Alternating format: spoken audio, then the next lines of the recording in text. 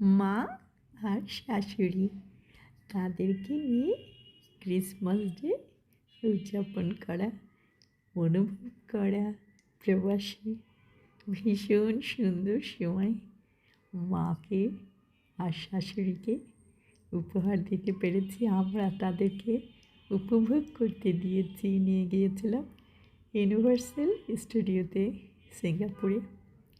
দেখো কি সুন্দর, সব কিছু ছিমছাম গোছানো, ভীষণ উপভোগ্য ছিল।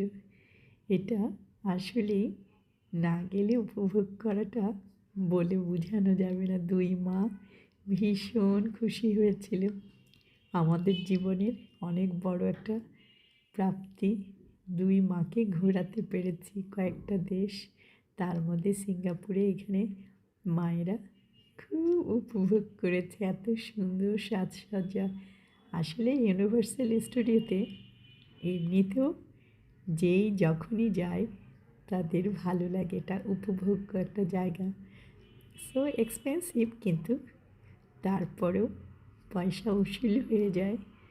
আর যদি সেখানে মায়েদেরকে একটু ঘোরানো হয়, আমার জীবনে সবচেয়ে ভালো লাগা দুই মাকে নিয়ে একটু ঘুরতে যাওয়া, দেশ বিদেশ একটু দেখানো।